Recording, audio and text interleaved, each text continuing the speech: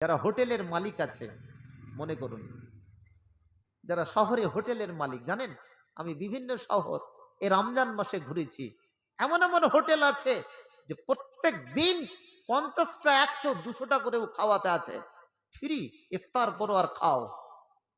কমে যায় ওর, কমে যাবে, বেড়ে যাবে, কখন যে দিবে ও নিজেও জানে না। আল্লাহ ইয়ারযুকু মান ইয়াশাউ বিগাইরি হিসাব, কখন দিবে তার ঠিক নেই। যারা কাপড়ের ব্যবসায়ী আছেন এলাকায়, তাদেরকে বলবো প্রত্যেক দিন যদি একটা করে কাপড় কোনো অসহায় গরিব মিসকিনকে দেয়, ওর দোকানটা কি উঠে যাবে? এ কাজটা তো করতে পারি। যে যেখানে যেরকম ছোট্ট মোট্ট ব্যবসা করি, আমরা যদি সেরকম ভাবে রমজান মাসের প্রত্যেক দিন আমি যদি এক পারা করে কোরআন শেষ করতে পারি, সেরকম ভাবে একটা করে কাপড় যদি আমি তাকে দিতে পারি, এতে কি কম হবে ভাই? যদি কম হয় তাহলে বক্তৃতা আমি ঘুরিয়ে নিচ্ছি, কম হবে ইনশাআল্লাহ? বলুন কম হবে না। তাহলে আমার সঙ্গে একমত, এই কাজগুলো প্রস্তুতি এখন থেকে নিতে হবে। নেকি কি করে কামানো যায়, যেটা 8ম নম্বর পয়েন্ট, সেটা হচ্ছে যাকাত। যারা, খুব গুরুত্বপূর্ণ কথা এটা, যারা 11 মাস ধরে টাকা উপার্জন করেছি আমরা, চাকরি হোক ব্যবসা হোক বিভিন্ন রকমের পথে, যদি আমি যাকাত যদি না বুঝি, তাহলে কোনো মৌলভী সাহেবকে ডেকে বা কোনো সংস্থার মাধ্যমে যাকাতটা আপনি বের করুন করুন করুন। যাকাত বের করবেন কি করে? কত টাকায়? 100 টাকায় কটা যাকাত বের হবে? কয় টাকা? 2.5 টাকা। তাহলে বাঁচলো কয় টাকা? 97.5। 2.5 টাকা যদি আমি বের না করি, তাহলে 97.5 টাকা হালাল না হারাম? এটা তো সবই একমত। কিন্তু 100 টাকায় যদি আমার হারামের টাকা হয়, তাহলে ওর যাকাত বের করার কি দরকার আছে? সবই তো হারাম। হাজি ভাই, আল্লাহ ভালো জানে, সে ও কি করবে জানি না। তাহলে যাকাতের প্রসিডিউর যদি টাইম টু টাইম এই মাসটাতে আপনি যাকাত বের করে নেন, 100 টাকা 2.5 টাকা, 97.5 টাকা আপনার হচ্ছে পাক পবিত্র টাকা। এই টাকাটাকে আপনি ভক্ষণ করতে পারেন। যদি কোনো ঋণ না থাকে, কেউ যদি কোনো কর্জ না থাকে, এক জি 11 মাস খেয়ে দিয়ে 11 মাস খেয়ে দিয়ে টাকা বেঁচে গেল, ওই টাকার যাকাত আপনি বের করে দেবেন এই মাসেই। যদি না পারেন কোনো সংস্থাদের মাধ্যমে বের করে দিয়ে, ফকির মিসকিন গরিব যেখানে করে করে করে দরকার আছে সেখানে করে আমরা দিয়ে দেওয়ার চেষ্টা করব। প্রিয় ভাইরা আমার, কিন্তু আজকে যাকাতের যত যে অবস্থাটা, হালাল হারামের মধ্যে আমাদের কোনো তামিজ নেই, কোনো পার্থক্য নেই।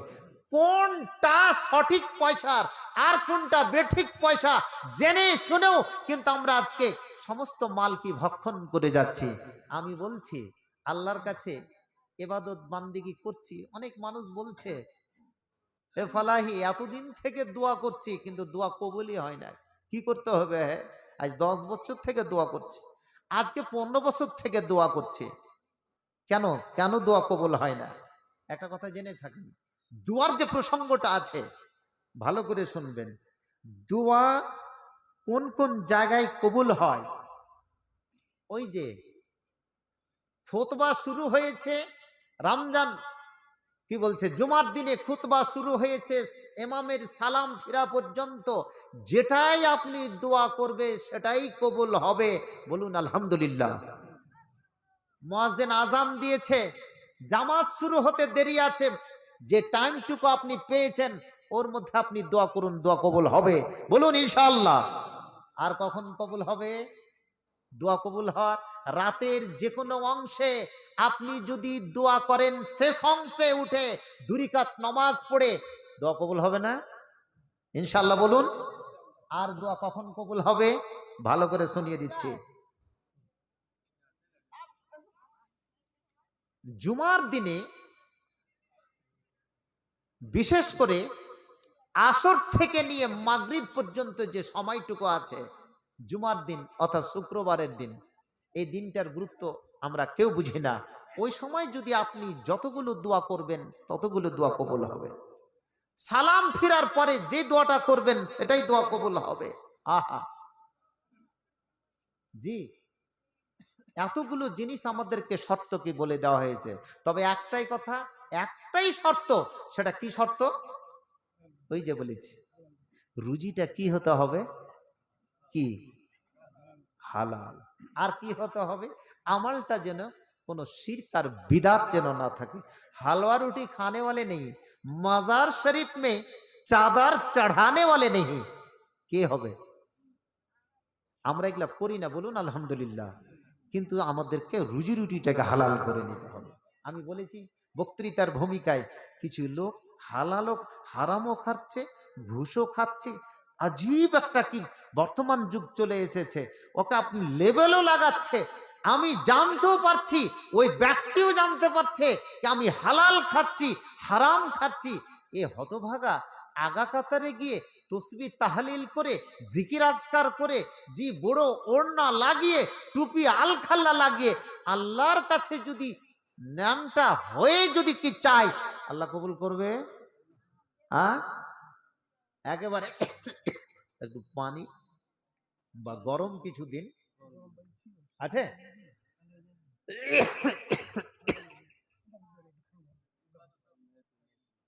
আহা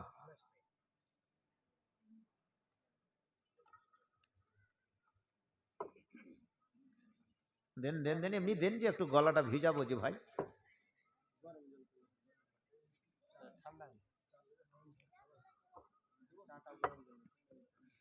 চা করতে করতে আস্তে আস্তে আমার বক্তৃতা শেষ হয়ে যাবে ভাই, ছাড়েন। ইসলাম, হ্যাঁ, তো বলছিলাম,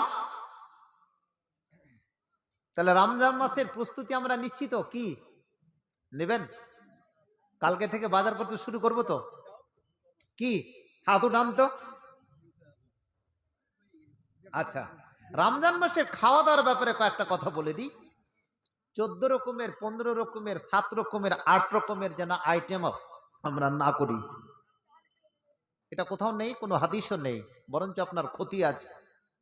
ইফতার কাকে বলে? যত সংক্ষিপ্ত জিনিস দিয়ে আল্লাহ রসুল এটা খেজুর এবং জল দিয়ে কি করেছেন? ইফতার করেছেন। খবরদার কোনো পেপসি দিয়ে, কোনো লিকুইড জিনিস দিয়ে যেন আমরা প্রস্তুত এইভাবে না নিই, কারণ এবারকার রোজাটা একটু টেম্পারেচারে পড়ে যাবে, তাপমাত্রায় পড়ে যাবে। আমরা যেন সংক্ষিপ্ত কোনো রকমের বড় রকমের কোনো আইটেম করতে না যাই। আহা, ইফতার করাবার চেষ্টা করবেন, 5টা 10টা 7টা লোককে ইফতার করাবেন, 2টো লোককে ইফতার করবেন, বন্ধু বান্ধবকে ডেকে নিয়ে আসবেন, অসহায় মানুষ থেকে ইফতার করার চেষ্টা করবেন। কত নেকি আছে। আমি আল্লাহ, এটা কোনো ফেরেশতা দিয়েও নেকি দেওয়া হবে না। কাকে নেকিটা লিখবে? কে? আল্লাহ। কোনো মালিক যদি দেই তাহলে কম দিবে না বেশি? আর ওর যদি কোনো চাকর বাকর দেয়া কাউকে দ্বারা দেয়, তাহলে ওর হাতটা কৃপণ হয়, কতটি দিতে কহেছে আর কতটি দিয়ে দিব, তাই না? মা যদি দেয়, বাবা যদি দেয়, যত খুশি দিয়ে দিবে। কিন্তু ছেলে যখন দিতে যাবে, বলা যায় না বেশি যদি দিই তো বাবা মারবে, কম যদি দিই তাহলে মা কি বলবে, যা হোক। কিন্তু আল্লাহ তাআলা স্বয়ং বলছে আনা আজজি বিহি, হাদিসের ইবারত, আমি নিজের হাতে কি বদলা দিব। অতএব প্রস্তুতিটা যেন কালকে থেকে শুরু করি। কি প্রস্তুতি? বাজার করতে শুরু করি। আমরা কি খাবো, কিভাবে চলবো, বাজারে কি কম যাব, বিভিন্ন জায়গায় কম ঘুরবো, জাকাতের প্রস্তুতি এখনই নিয়ে নিই, ঈদুল ফিতরের কি প্রস্তুতি কি এখন থেকে নিয়ে নিই। এই প্রস্তুতিটি নিন। বিশেষ করে কি যারা মসজিদে এখনো যাচ্ছেন না, নামাজ পড়ছেন না, হঠাৎ যদি আপনি প্রথম রমজানে নামাজ পড়তে যান, ওই লোকটাকে সবাই দেখবে না নাকি? ওকে তো আল্লাহ তো দেখছেই, মানুষও দেখবে। কিন্তু আগে থেকে যদি আমি একটু মুসলমান হয়ে যাই, মুসলমান বলতে একটু যদি ইসলামের দিকে এগিয়ে যায়, তাহলে বুঝাও সবাই কিন্তু তার জন্য আমরা কি দোয়া করব বা দোয়া হবে, তার প্রতি কি রহমত কি বর্ষণ হবে। সুন্দর করে গোসল করে উজু করে কালকে থেকে আপনি জোহর থেকে বা ফজর থেকে শুরু করুন নামাজ পড়তে। কোনো ব্যক্তি রোজা রাখবে, নামাজ পড়বে না, তার রোজা হবে কি? না, ঠ্যাং ভাঙা রোজাও কহা যাবে না। ইমাম সাহেব বলছে ঠ্যাং ভাঙা রোজা। ওই রোজার সঙ্গে নামাজের কি সম্পর্ক? আমি তো পরিষ্কার বলছি, আমার যতখানি স্টাডি, এসব রোজা রেখে কোনো নাম নেই।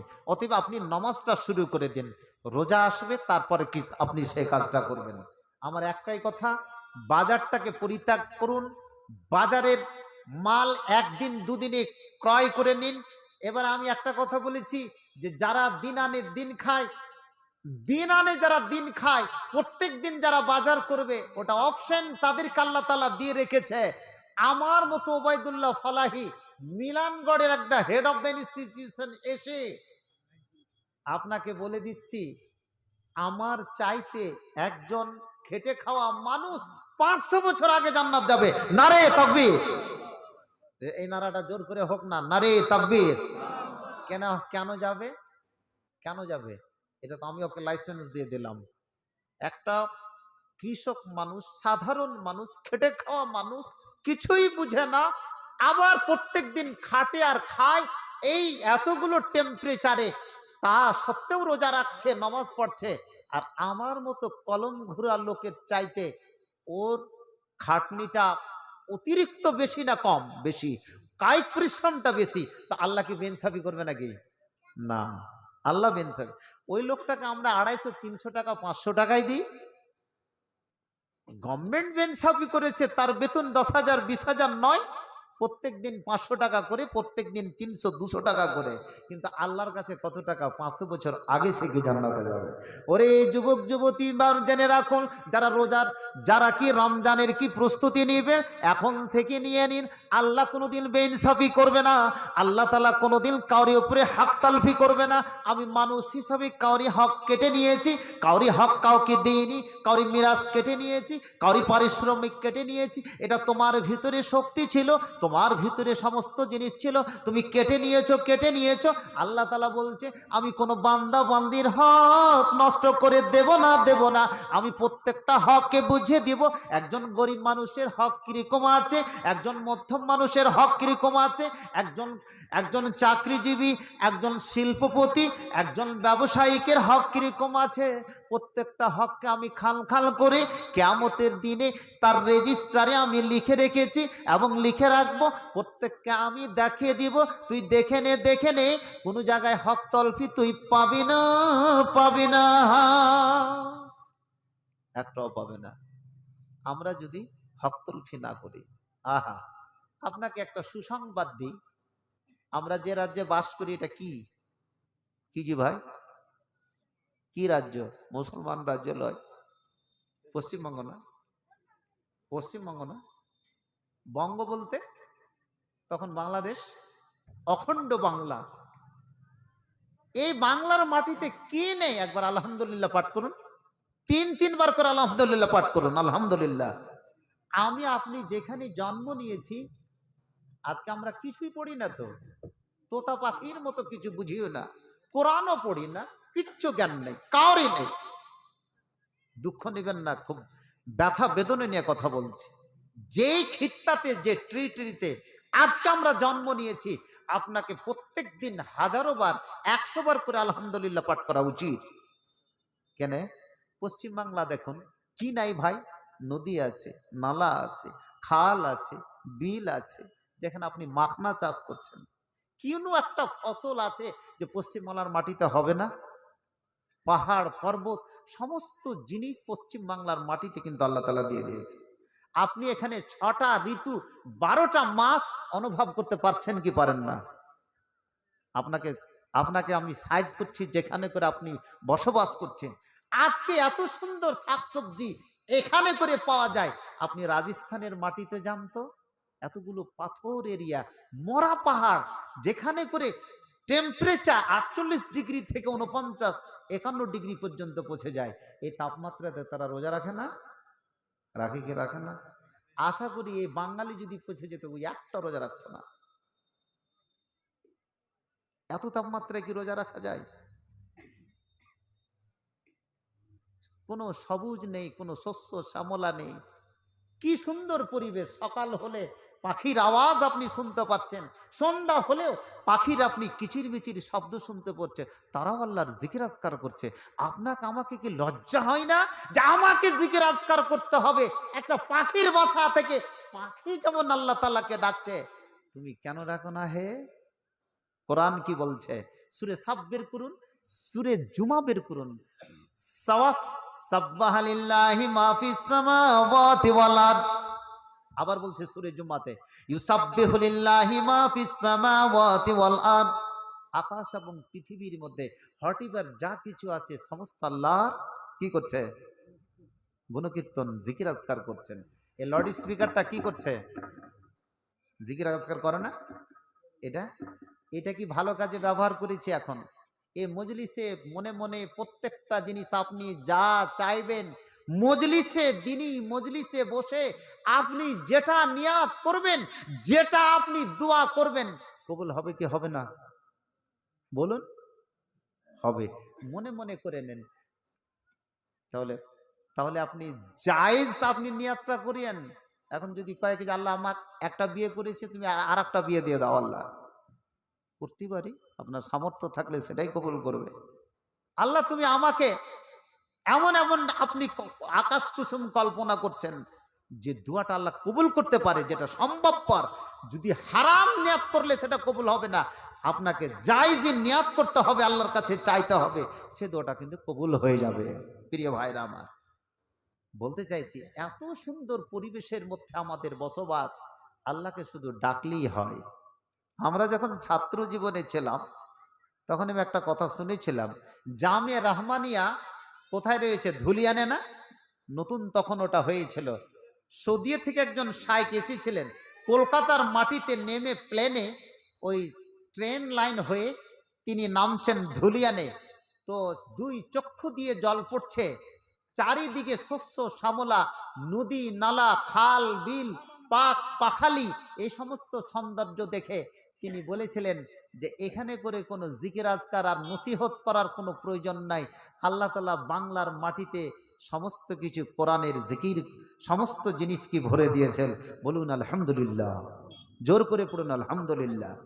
আপনি তো দেখেই আল্লাহকে জিকির আজকার করতে পারেন। শুধু আমার 5 ওয়াক্ত নমাজ যদি সঠিকভাবে পড়ে দিই আর রুজিটাকে যদি হালাল করে দিই, বাংলার সমস্ত মানুষ আমরা কিন্তু জান্নাতি হব। হব কি হব না?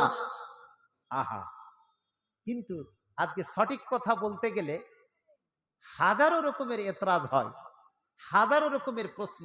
মৌলভী সাহেব এটা হলো কেন, ওটা কেন হলো, এটা কেন হলো, এটা যদি করি, এটা যদি একটা মাসলা জিজ্ঞেস করবে ফালাহিউকে, একটা মাসলা জিজ্ঞেস করবে সাইদুর মাদনীকে, একটাই মাসলা জিজ্ঞেস করবে আরো কোনো আলেমকে। 4-5টা কিছু কিছু লোক আছে শুধু জোখা নিয়ে বাড়ায়, এই মশলাটা কে কিরকম বলছে, এতে লাভটা কি হয় ভাই? সমাজটা কোন জায়গায় যায়? প্রশ্নের শেষ নেই। আপনি যদি প্রশ্ন করেন অবাল তার প্রশ্ন, এ প্রশ্নের কোনো উত্তর নাই। আমরা মাগরিবের কয় রাকাত নামাজ পড়ি? 3 রাকাত। উচিত তো হওয়া ছিল 3 রাকাত। কোন কথা? এই বিজোড় সংখ্যার নামাজ 4 রাকাত করতো, না তো 2 রাকাতই করতো। প্রশ্ন করতে পারবেন? করুন না প্রশ্ন, তার উত্তর আমার কাছে আছে। জোহরের 4 রাকাত, এটা 4 রাকাত কেন করলো? আসরের 4 রাকাত, এটা কেন করলো? ফজরেরই কেন 2 রাকাত করলো? প্রশ্ন হতে পারে এমন কতগুলো জায়েজি প্রশ্ন।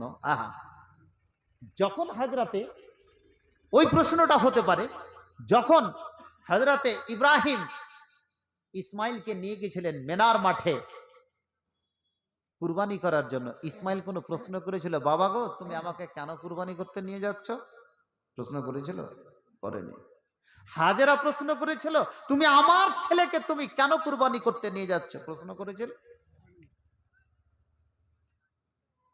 ভালো করে শুনবেন কথাটি।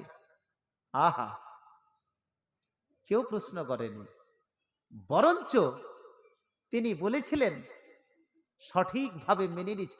হাজেরাকে যখন রেখে যাচ্ছে বনবাসে রেখে, হারান পর্বতের নিচে ইব্রাহিম চলে যাচ্ছে ঘোড়া নিয়ে, তখনও তো হাজেরা প্রশ্ন করেনি তুমি আমাকে কেন রেখে গেলে? এটা আল্লাহর আদেশ। শরীয়তের কতগুলো জিনিস বুঝে আসবে, কতগুলি জিনিস বুঝে আসবে না। তোমাকে এটা কেউ লাইসেন্স দেয়নি যে তুমি প্রশ্ন করবে। মেন আন তোমাকে মেনে নিতে হবে, চোখ বন্ধ করে মেনে নিতে হবে। এরই নাম হচ্ছে ইসলাম। নারে তাকবীর। কিন্তু যখন আদমকে যখন সৃষ্টি করা হলো, ফেরেশতারা সাজদা করলো, আর ইবলিস আজাজিল কিন্তু সাজদা করলো না, প্রশ্ন করে ফেললো। আমরা তো সেই ইবলিসেরই সব এজেন্ট নাকি? কি প্রশ্ন করে ফেললো?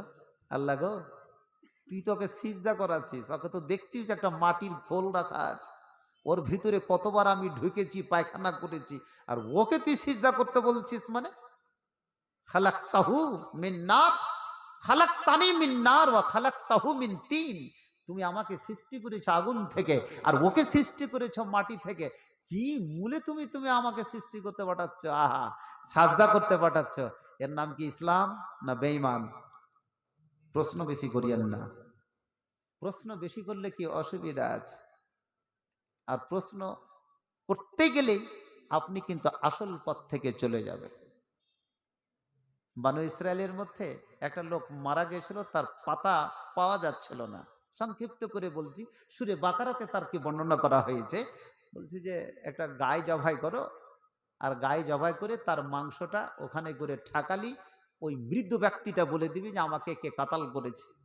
এবারে প্রশ্ন করে ফেললো। আর প্রশ্ন কি ফেললো? গায়টা কত বড় হবে, গায়টা কি রঙের হবে। চিন্তা করেছেন? এই প্রশ্নটি বাড়লো, আর মাটি হারাতে হিফজুল কোরআন খুলেছে ওই ছেলেটির জান গেল। প্রশ্ন যতটি করলো আয়াত ততটি বাড়লো, আর বেচারাকে মুখস্থ করতে হচ্ছে, হয়রানিতে পড়লো। জাগিরের বাড়ির খাবারটা ওকে বেশি দিতে হলো।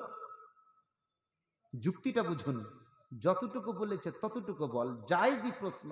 আপনি যদি অন্যায় ভাবে যদি চেয়ে নেন, আল্লাহ তুই আমাকে হেলিকপ্টার দিয়ে দে, তাহলে হেলিকপ্টার দিতে গেলে মিনিস্টার হতে হবে, তার আগে কতগুলো সরতে হবে। তাহলে আপনাকে সঠিকভাবে চাইতে হবে, যেরকম ভাবে চাওয়ার কিন্তু আল্লাহ দেবেই। আপনাকে আমি লাইসেন্স দিয়ে দিচ্ছি, দুটো জিনিস, রুজি রুটি হালাল পথে উপার্জন করতে হবে, আমালে যেন কোনো শিরক বিদাত না থাকে, অবশ্যই দোয়া কবুল হবেই হবেই হবে। এখন একটা প্রশ্ন, বলুন ইনশাল্লাহ, একবার পড়ে নিন ইনশাল্লাহ। হ্যাঁ, ওই যে আমি প্রথমখানে নোক্তাটা ভুলে গেছিলাম, যে বারবার দোয়া করছি 5 বছর থেকে 10 বছর থেকে, কিন্তু দোয়া কবুল হয় না কেন? আমি তো কোনো দোয়া করছি, আমারও তো দোয়া কবুল হয় না। কিন্তু এখানে 3টা জিনিস মনে রাখবেন। Instant, for the instant. আপনি দোয়া করবেন সঙ্গে সঙ্গে যে পেয়ে যাবেন এটা নয়। হতে পারে এই দোয়াটা প্রতিফল, কিছু কিছু দোয়া আছে আপনি সঙ্গে সঙ্গে পেয়ে যাবেন। দোয়া করতেই আছেন, আপনি খাসতে যাবেন না, ক্লান্ত হয়ে যাবেন না, 3টা ফল তো আপনি অবশ্যই পাবেন। কি? দোয়া করছেন এখন পেলেন না, কিছুদিন পরে আপনি পাবেন, বলুন ইনশাআল্লাহ। নেক্সট, আপনি দোয়া করতে আছেন কিন্তু কবুল হয় না, 5 বছর হয়ে গেল, 10 বছর হয়ে গেল। ও, ঘুষ দিয়ে চাকরি নিয়েছো, আবার দোয়াও করছো নাকি? এটা দোয়া কবুল হবে? এ টাকা তো জলে যাবে। কি দরকার ছিল ঘুষ দিয়ে চাকরি করে সারা জীবন 20-25 বছর চাকরি করবে, সব টাকাটি হালাল হবে না হারাম বলেন তো? কাউরি হক মেরেছে তো? হবে না। কি দরকার ছিল? আরে না হলে মম ফেলে বিক্রি করে খাবো, আল্লাহ যদি আমার রুজি রুটি কি চাকরিতে করে থাকে তো সেটাই করবে, আর যদি চাকরিতে না করে থাকে বিভিন্ন পথ রেখেছে। নারে তাকবীর। ওই মৌলভী সাহেব ফালাই, তুমি চাকরি পেয়ে এনেছো তো বড় বড় লেকচার দিচ্ছ, আমি এটা আল্লাহর কাছে চাইনি, আল্লাহ হয়তো আমার ভাগ্যে সেই রুজি রুটি হয়তো সেটাই লিখে রেখেছে। কথাটা বুঝুন, কাকে আল্লাহ রুজি রুটি কোন পথে দেবে আল্লাহ ভালো জানে। দ্বিতীয় নাম্বার, আপনি দোয়া করতে আছেন, দাঁড়ান আস্তে, দোয়া কবুল হয় না, হতে পারে আপনার ভাগ্যে কোনো জায়গাতে কোনো আপদ বিপদ লিখা আছে, একটা সময় আসবে আপনি অ্যাক্সিডেন্ট হয়ে যাবেন, কিংবা হয়তো কোনো জায়গায় পুড়ে যাবেন, কারোর পাল্লাতে পড়ে যাবেন, কোনো মেয়ের পাল্লাতে পড়ে যাবেন। হতে পারে আল্লাহ তাআলা ওই দোয়ার বরকতে ওই আমল নামা থেকে, রেজিস্টার থেকে ওই বিপদটাকে কাটিয়ে দেই, বলুন আলহামদুলিল্লাহ। নেক্সট, দোয়া আপনি প্রতিফল পাচ্ছেন না, হতে পারে দুনিয়াতে পেলেন না, ওই দোয়াটা কিন্তু কিয়ামতের দিন জমা থাকবে, আল্লাহ তার প্রতিবদলা আপনাকে কিয়ামতের মাঠে দিবে, বলুন আলহামদুলিল্লাহ। ওরে আমার যুবক যুবতী ভাই বোনেরা, প্রাণ খুলে শুনে রাখুন, প্রত্যেক মানুষ দোয়া করে, যেই দোয়া, আর দোয়াকে মখলে বাদা, দোয়া হচ্ছে সমস্ত জিনিসের মূল, দোয়াই হচ্ছে মানুষের কাছে আসল জিনিস। আপনি দোয়া করতে আছেন, দোয়া কবুল হয় না, খাসতে যাবেন না, ক্লান্ত হয়ে যাবেন না, দোয়া করতেই থাকবেন, দোয়া করতেই থাকুন, যে কোনো সময় দোয়া করতে থাকুন। জিভটাকে আপনি ক্লান্ত করে দিন, হৃদয়কে ক্লান্ত করে দিন, হতে পারে আপনি সঙ্গে সঙ্গে পেয়ে যাবেন, কিছুদিন পরেও পেতে পারেন, কিয়ামতের প্রাঙ্গণে পাবেন, কিন্তু আপনি অন্যায় পথে যাবেন না, শিরক এবং বিদাতের পথে যাবেন না, আপনি অন্যায় পথের শিকার হয়ে যাবেন না। আল্লাহ তাআলা বলছেন, আলা বিযিকরিল্লাহি তাতমাইন্নুল কুলুব, মানুষকে আজকে কি দোয়ার পথে চলে যেতে হবে, জিকিরের পথে চলে যেতে হবে। জবান যখন আপনার ফেনা ফেনা হয়ে যায়, জবান যখন লড়খড়াতে শুরু করে, তখনই দোয়া কবুল হয়ে যায়, তখনই আল্লাহ তাআলা এটাকে ভালো মনে করে, শ্রেষ্ঠ বান্দা বলে মনে করে, আদর্শ বান্দা বলে মনে করে। অতএব আমার ভাই বোনেরা, জেনে রাখুন, জেনে রাখুন, আজকে যদি আমি কোরআনের ছাত্র হতাম, হাদিসের যদি আমি ছাত্র হতাম, তাহলে আমি দোয়া সম্পর্কে বুঝতাম, আল্লাহর অস্তিত্ব সম্পর্কে বুঝতাম, প্রত্যেকটা জিনিস সম্পর্কে বুঝতাম, কিন্তু আমি নিজেও কিছু বুঝি না, অপরকে বুঝাবারও চেষ্টা করি না। এইভাবে আমিও গেলাম, আমার সঙ্গে যারা যারা এসেছে তারাও গেল, সমস্ত মানুষ আজকে জলে ডুবে গেল, পৃথিবীটা কি ডুবে চলেছে, কিন্তু কেউ তাদেরকে বাঁচাবার হয় না, এবং বাঁচাবার জন্য আসলেও তার কথা কিন্তু শোনা হয় না। আহা, কোন পথের পথিক, কোন পথে যাবেন? আর এতগুলো মানুষ কোন পথে কি চলে গেছি, তার কোনো কি শেষ নেই। কোন পথে আমরা কি আজকে জীবনটাকে অতিবাহিত করছি? একটা যুদ্ধ চলছে, তো শুরু হয়েছে। এ ভাই, আমার টাইম কি শেষের মধ্যে? আচ্ছা, যুদ্ধ চলছে কোথাকার? কেউ কহে না। মিলানগড়ের লোক তো খুব অ্যাডভান্স ভাই। ইউক্রেন আর রাশিয়া, এটা যুদ্ধ কি ইউক্রেন আর রাশিয়াতে থেকে যাবে নাকি? কি মনে হয়? ওই খরগোশ আর কাচ্চিমের মতো মনে করিয়েন না, যে এখন তো একটু খরগোশ শুয়ে আছে, শুয়ালি কাচ্চিমটা মেলা দূরে পড়ে আছে, প্রতিযোগিতা শুরু হয়েছিল। খরগোশ আর কচ্ছপ কত জোরে চলতে পারে, কাচ্চিম যেটা জি ভাই আর খরগোশ দুজনে প্রতিযোগিতা শুরু হয়ে, দেখতে পাচ্ছি কি যে এখন তো মেলা দূরে পড়ে আছে, কোথায়? রাঙ্গাইপুরে। আর আমি তো এখন এখানে করে মিলানগড়ে একটু ঘুমিয়ে নি। আর খরগোশের ঘুম তো জানেন, ঘুমাতে ঘুমাতে ঘুমিয়ে থেকে গেছে। এবার হঠাৎ ঘুম ভেঙেছে, দেখি তো কাচ্চিম কত দূরে আছে, দেখছে তো পিছনে নেই, আগে নেই। এবারে দৌড়াতে শুরু করলো, তো দেখছে কি যে কত দূর গেছে তার কোনো শেষ নাই, খিদিরপুর ডক চলে গেছে। এই যুদ্ধ ইউক্রেন আর রাশিয়াতে শুরু হয়নি, এই যুদ্ধ খোদা না করে কি যে এই রাশিয়া আর এই ইউক্রেনের যুদ্ধ যেন নিউক্লিয়ার ওয়ার যেন না হয়ে যায়। প্রথম বিশ্বযুদ্ধ শেষ হয়েছে 1914 থেকে 18, দ্বিতীয় বিশ্বযুদ্ধ শেষ হয়েছে 1939 থেকে 46। এটা কিন্তু তৃতীয় বিশ্বযুদ্ধ প্রত্যেকটা স্কলারের। আর এই যুদ্ধটা যদি হয়ে যায়, যদি শুরু হয়েছে, এর শেষ কখন হবে, অনেক স্কলারের কি মতামত, এটাই কিন্তু যুদ্ধের তৃতীয় বিশ্বযুদ্ধের সূত্রপাত কি শুরু হয়েছে রাশিয়ার কি ইউক্রেন হয়ে। এটা হচ্ছে নিউক্লিয়ার ওয়ার যদি হয়, তাহলে পৃথিবীর 2/3 মানুষ কিন্তু মারা যাবে। আচ্ছা, কোনো বম বল্লম ফারসা এতগুলো মানুষ মরবে কি? তৃতীয় বিশ্বযুদ্ধের আশঙ্কা হচ্ছে, হাদিসে বলছে কিতাবুল ফিতানে, নয়ম বিন হাম্মাদের যে রওয়ায়াত, তার যে পুস্তক অনুসারে সারা বিশ্বে একটা নিউক্লিয়ার ওয়ার হবে, আগুনের কি যুদ্ধ হবে, মানুষ এমনিতেই কি মরে যাবে। আমাকে অবাক লাগে কিছু কিছু আলেমদের বক্তৃতা শুনে,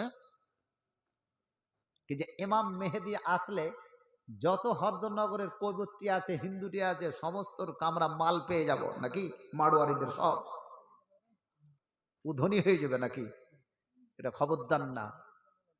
তৃতীয় বিশ্বযুদ্ধে এটা যদি হয়, খোদা না করে যেটা হয়, ওখানে একটা হাদিসে বলা আছে 80টা দেশের পতাকা, 80টা পতাকা এক জায়গায় হবে, 80টা পতাকাকে এক জায়গায় আনার সম্ভব হবে কোনো মানুষের? কে পারবে এটা? ন্যাটোরাই পারবে। কে পারবে? একটা সংস্থা আছে সারা বিশ্বব্যাপী, সেটা হচ্ছে ন্যাটো। ন্যাটোই পারবে এই 80টা পতাকাকে একই জায়গায় আনতে। তাহলে চিন্তা করেছেন, এটা যদি নিউক্লিয়ার ওয়ার হয়, আগুনের যুদ্ধ হয়, আকাশপথে যুদ্ধ হয়, এক একটা যদি নিউক্লিয়ার বম যদি কি পড়ে যায়, এক একটা মালদা জেলার মতো এক একটা জায়গাতে সম্পূর্ণ ডিস্ট্রিক্টটা কি শেষ হয়ে যাবে একই সঙ্গে। আহা, বলুন আল্লাহু আকবার। প্রিয় ভাইরা আমার, এমনটা যেন কি না হয়। ইমাম মেহেদী আসলে যেগুলো ওর বিরোধিতাও কেউ করবে, আবার কেউ তার সঙ্গ দিবে, একদল কি চুপ করে কি বসে থাকবে, কিন্তু মানুষ মারা যাবে। দাজ্জালকে কিন্তু কেউ রক্ষা করতে পারবে না। দাজ্জালকে রক্ষা করতে পারবে কে? ভালো আছেন? দাজ্জালকে রক্ষা করতে পারলে কে করবে? দাজ্জালের হাত থেকে কেউ বাঁচবে না। আপনি প্রত্যেকদিন দাজ্জাল থেকে রক্ষা পাওয়ার জন্য আল্লাহ রাসূলকে হাদিস শিখিয়ে দিয়েছেন। কোরআন মাজিদ একটা সূরা আছে, বের করুন। কোরআন মাজিদ একটা সূরা আছে, সূরাতুল কাহাফ। কি সূরা? 15 পারাতে, 15-16 পারার কি মধ্যখানে সূরাতুল কাহাফ। সকলকে পড়ার জন্য আহ্বান জানালাম। কতজন কোরআন মাজিদ পড়তে জানি একটু হাত উঠাবেন। আন্না তো কালকে নিজের স্ত্রীর কাছে শিখবেন। স্ত্রী যদি না জানে, পুরুষকে কালকে শিক্ষক বানাবে।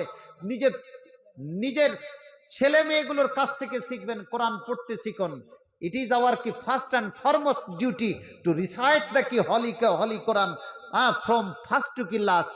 এখানে করে সূরাতুল কাহাফের যদি প্রত্যেক দিন 10টা করে আয়াত, প্রথম 10টা আয়াত আর শেষের কি 10টা হাদিসে এসেছে, হয় প্রথম 10টা আয়াত আর না হয় শেষের 10টা আয়াত, এই সূরাটিকে, এই আয়াতটিকে মুখস্থ করা অবশ্যই কি প্রয়োজন।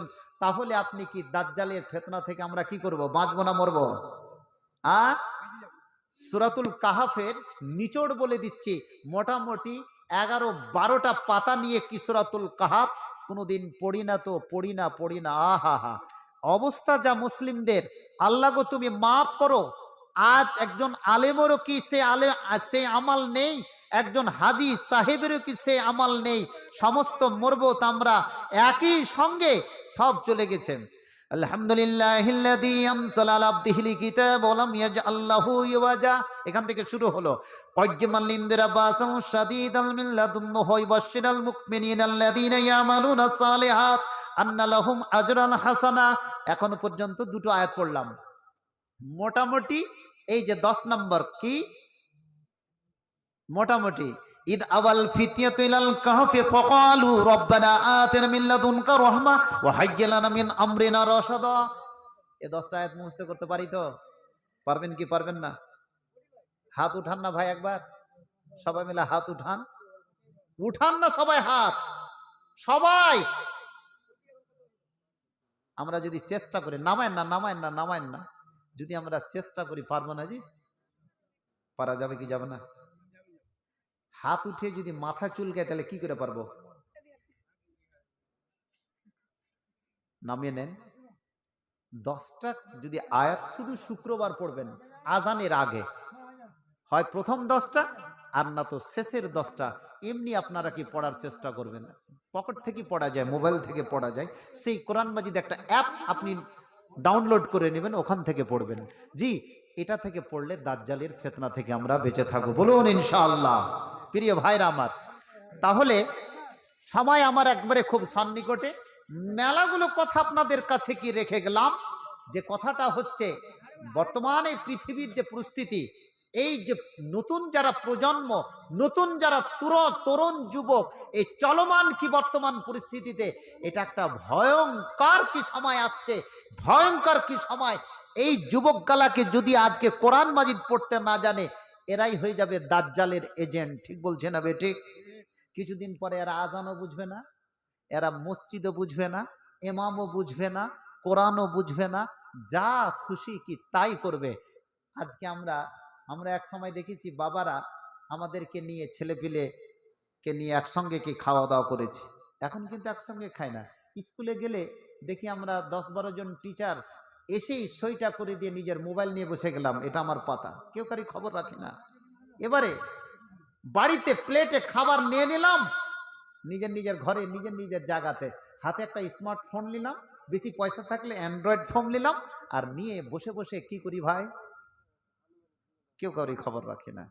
কিন্তু বলেছে ইজতেমাই, একই সঙ্গে যদি খাবার হয় সেটা বরকত হবে না বেবরকত?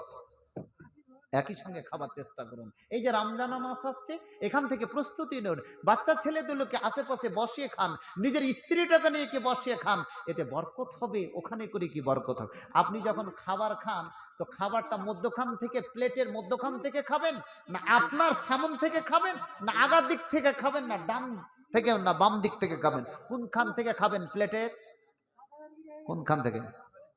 আপনার সামনের যেটা কাছের অংশ, তাই না? মধ্যখানে হাত দিতে যাবেন না। মধ্যখানটাতে কি হবে? হ্যাঁ ভাই নিচ্ছি, আপনারা কেউ উঠে যাবেন না। একটা অভ্যাস কিন্তু আমাদের মধ্যে আছে, যদি একটু আদান প্রদান নিবেদন হয় কিন্তু আপনারা উঠে চলে যান, এটা কথা নয়। 10-15 মিনিট কাজ হবে মাত্র, আমার 10-15 মিনিট আছে, এই 10-15 মিনিটের মধ্যে একটু কাজ করব। আমাকে হাদিসটা বলতে দিন। কথাটা এক মিনিট। দোকানের দাম হচ্ছে 7,000 কত? 7,425। দোকান মেয়েলো, দোকান মেয়েদের নিয়ে দোকান নিয়ে 7,425 মেয়েদের দোকানের। আচ্ছা আচ্ছা, তার মানে মেয়েদের দোকান নিয়ে দান 7,425। দানটাকে উনি হালাল করে দিতে চাইছেন। নারে তাকবীর। মোট মাঠ 7,500 নাকি 7,425 টাকা দোকান মেয়েলো, দোকান। এবং মেয়ে যে সমস্ত মেয়েরা প্যান্ডেলে আছে সমস্ত মিলেমিশে 7,425 টাকা দান করেছেন। আল্লাহ গো, এই 7,425কে 7,425,000 টাকা বলে কবুল করো। তাদের উদ্দেশ্যকে তুমি পূর্ণ করো। যে যে উদ্দেশ্য দিয়েছে আল্লাহ গো, তুমি কেরামান কাতেবিনকে দিয়ে তুমি সেটাকে রেজিস্টার্ড করিয়ে নাও। তাদের প্রতিবদলা দান করো। তাদের মধ্যে অনেকে বিভিন্ন অসুখে ভুক্তভোগী, আল্লাহ গো তুমি তাদের সেটাকে তুমি ডাক্তার কবিরাজের কবিরাজ, তুমি কি সেটাকে মোচন করে দাও। তাদেরকে তুমি অসুখ থেকে তুমি নিরাপদে রাখো। অনেকেরই স্বামী মারা গেছে, অনেকের আত্মীয় স্বজন মারা গেছে, কেউ উঠবেন না, একটা উঠবেন না। মাত্র 10 মিনিটের মধ্যে কিন্তু চলে আসছেন।